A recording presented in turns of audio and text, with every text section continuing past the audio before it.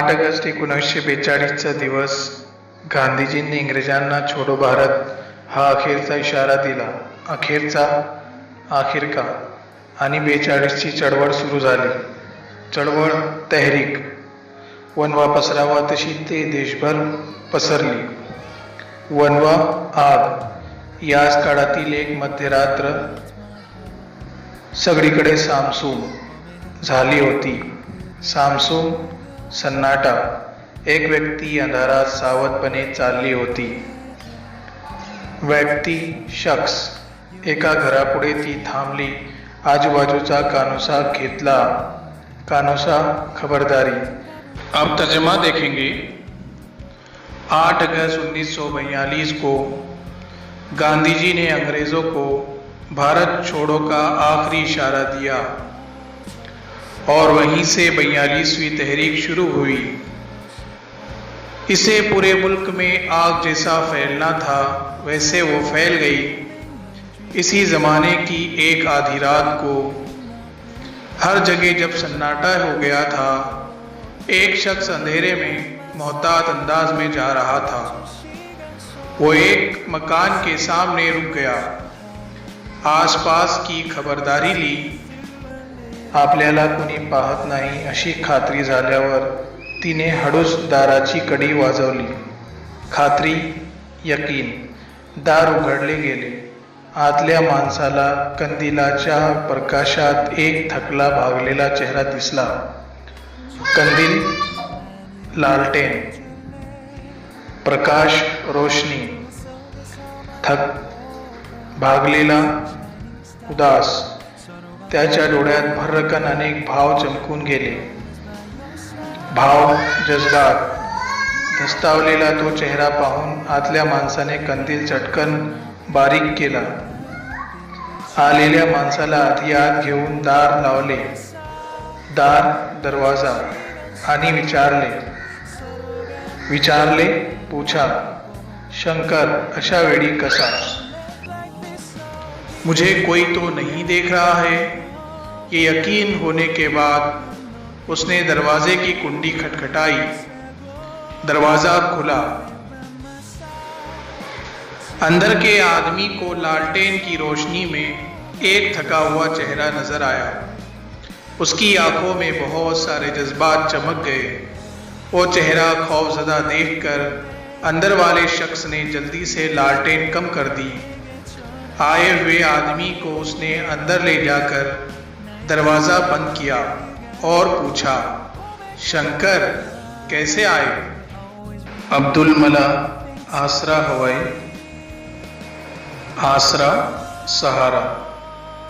मी तुरुंग फोडून आलोय. तुरुंग, जेल. अरे काही काळजी करू नकोस. काळजी, फिक्र.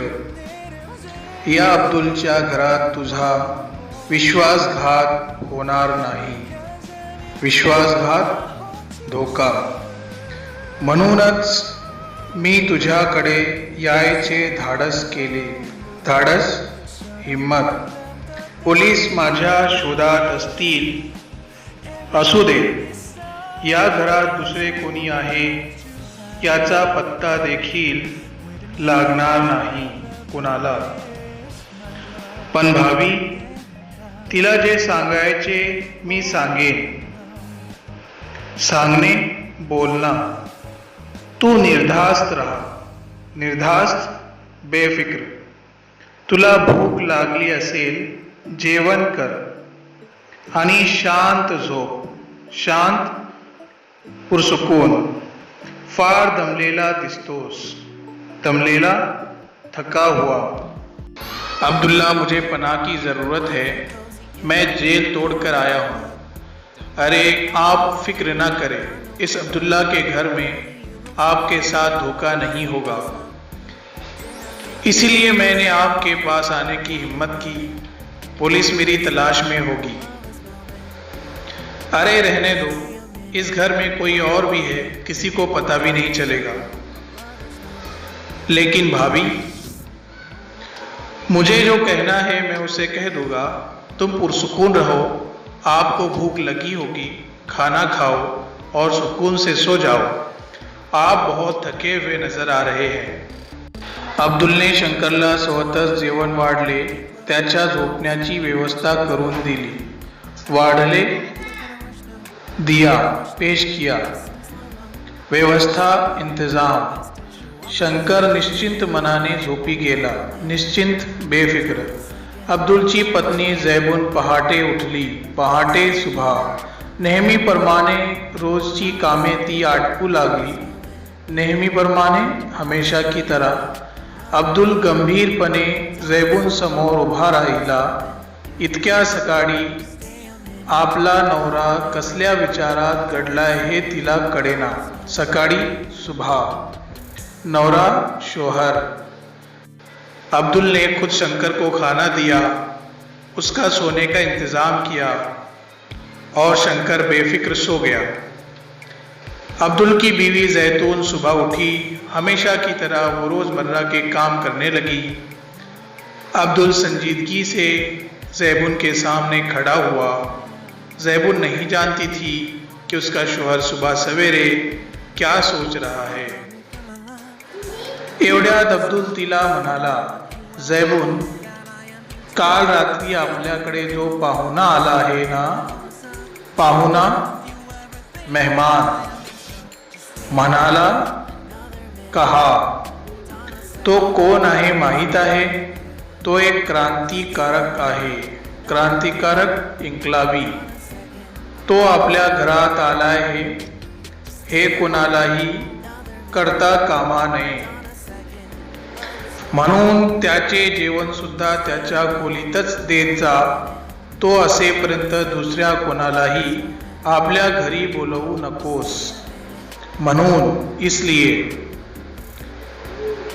असेपर्यंत, तक, रहने तक, दूसऱ्या कोणालाही, किसी को भी। आणखी एक काळजी घे, काळजी, फिक्र, बाहेर जाताना घराला कुलूप लावून जात जा। इधर अब्दुल ने उससे कहा, जैबून, कल वो मेहमान जो अपने घर आया है, कौन है आपको पता है? क्या तुम जानते हो वो एक इन्कलाबी है? ये किसी को भी मालूम नहीं होना चाहिए कि वो घर में छुपा हुआ है। इसे उसके कमरे में ही खाना दो जब तक वो यहाँ रहता है। किसी को अपने घर में मधु न करो। मज़ीद ख्याल रखना कि घर से बाहर जाते हुए ताला लगाकर बाहर जाओ। एवढ्यावरून जे समजायचे ते तिला समजले। आपला पाहुणा हा एक देशभक्त आहे, देशभक्त, मोहब्बे वतन। आपला देश स्वतंत्र व्हावा म्हणून इंग्रजाविरुद्ध तो लढत आहे। स्वतंत्र, आझाद, विरुद्ध, के खिलाफ। आपली बायको, मुले, घरदार या सर्वांना सोडून आपल्या जीवाचीही पर्वा न करता तो चळवळीत पडला आहे। बायको, बीवी, म्हणून आपल्याला करता येईल ती मदत आपण करावी असे तिने ठरवले, तय किया। त्या दिवसापासून शंकर त्या अंधाऱ्या खोलीत अंगावर घोंगडी घेऊन मुस्कुट पडायचा। मुस्कुट, खामोश। इससे वो समझ गई जो उसे समझना था। हमारा मेहमान मोहब्बे वतन है, हमारा मुल्क आज़ाद हो, इसलिए वो अंग्रेज़ के खिलाफ लड़ रहा है। अपनी बीवी, बच्चे, घरदार छोड़कर और अपनी जान की परवाह किए बगैर वो तहरीक में शामिल हुआ तो इसने फैसला किया कि वो जो मदद कर सकती है ज़रूर करेगी। इस दिन से शंकर इसी कमरे में तारीकी के अंदर खामोश छुपा रहता था। जैबून त्या खोलीला बाहेरून कुलूप लावायची, गुपचूप जेवणाचे ताट देऊन द्यायची, ताट, प्लेट। अंधाऱ्या खोलीतील शंकरचा चेहरा देखील तिने कधी पाहिला नाही। कभी पाहिला, देखा। सारे काम आटोपले की घराला कुलूप लावून ती मैत्रिणीकडे जाऊन बसायची. आटोपले खत्म होने के बाद. मैत्रीण सहेली.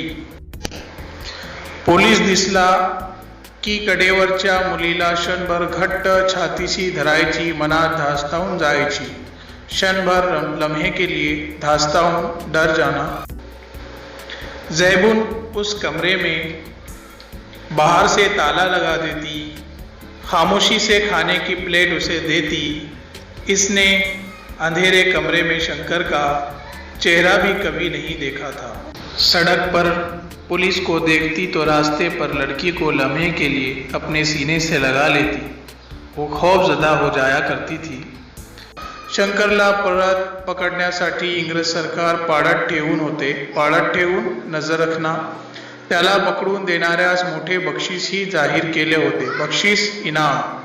तो हाती लागावा म्हणून पोलीस जंग पछाडत होते. तो सापडला असता तर अनेक भूमिगतांचा ठाव लागला असता.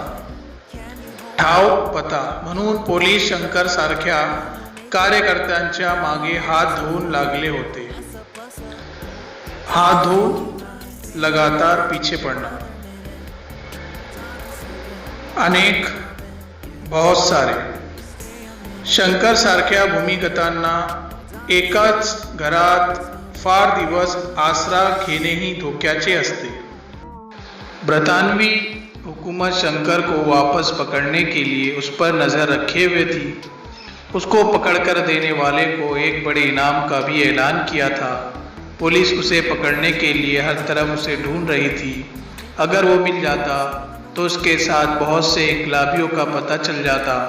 इसलिए पुलिस शंकर के पीछे हाथ धोकर पड़ गई थी. शंकर जैसे इनकलाबी के लिए एक ही घर में बहुत दिन पनाह लेना भी खतरनाक था. म्हणून काही काळ लोटल्यानंतर दुसरी व्यवस्था करून शंकरने अब्दुलचे घर सोडायचे ठरवले. काळ जमाना. नंतर के बाद. व्यवस्था इंतजाम. एक कार्यकर्ता त्याला ठरलेल्या नव्या ठिकाणी न्यायला आला. कार्यकर्ता कारकून. निघण्यापूर्वी शंकर अब्दुलला भेटला. पूर्वी के पहिले. दोघांच्याही डोळ्यात पाणी तरारले. अब्दुल म्हणाला, जपून जा, काळजी घे. काळजी घेणे फिक्र करना. जपून जाणे संभल कर जाना. भावींचा निरोप घ्यायला शंकर विसरला नाही. खालमानाने तो म्हणाला, भाभी तुम्ही माझ्यासाठी फार तसदी घेतली, धोका पत्कारला. मी तुम्हा दोघांना आयुष्यात कधीही विसरणार नाही. पत्कारने कबूल करना. आयुष्यात जिंदगी में कभी भी विसरने भूलना. लिहाजा थोड़े दिन गुजरने के बाद उसने इंतज़ाम किया और इंतज़ाम होने के बाद उसका घर छोड़ने का तय किया. तयशुदा मुकाम पर एक कारकुन शंकर को लेने आया. रवानगी से कब्ल शंकर ने अब्दुल से मुलाकात की. दोनों की आंखों में आंसू भर आए. अब्दुल ने कहा कि होशियारी से जाओ और मोहतात रहो. शंकर अपनी भाभी को अलविदा कहना नहीं भूले थे. इसने सर झुकाकर कहा, भाभी आपने मेरे लिए बहुत परेशानी उठाई, रिस्क लिया, मैं तुम दोनों को कभी नहीं भूल पाऊंगा. असे बोलून तो निघाला. ज़ैबुन त्याला पाठमोरा पाहतच राहिली. पाठमोरा पीठ की तरफ से.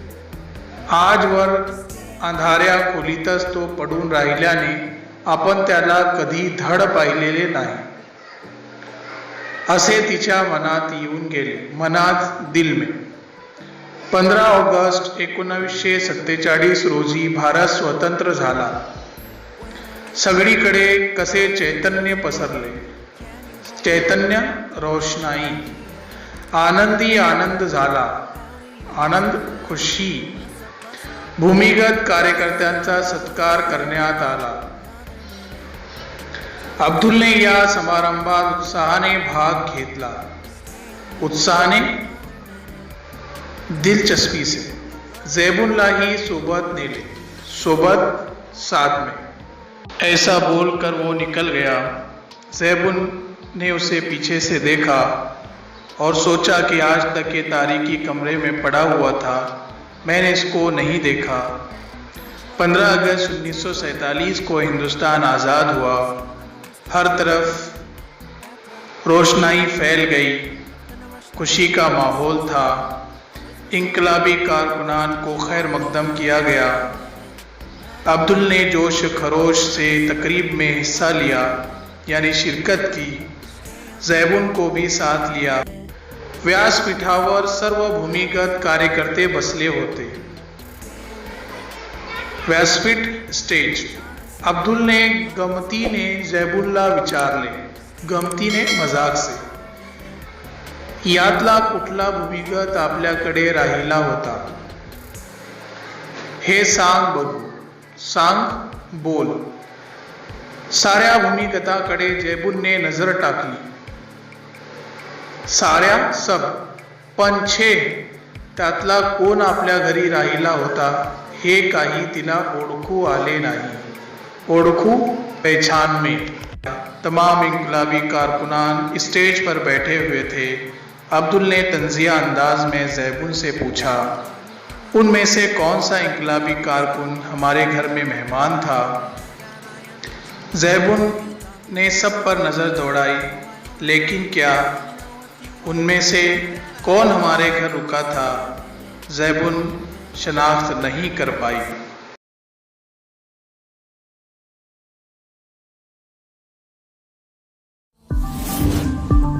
Visit for more information.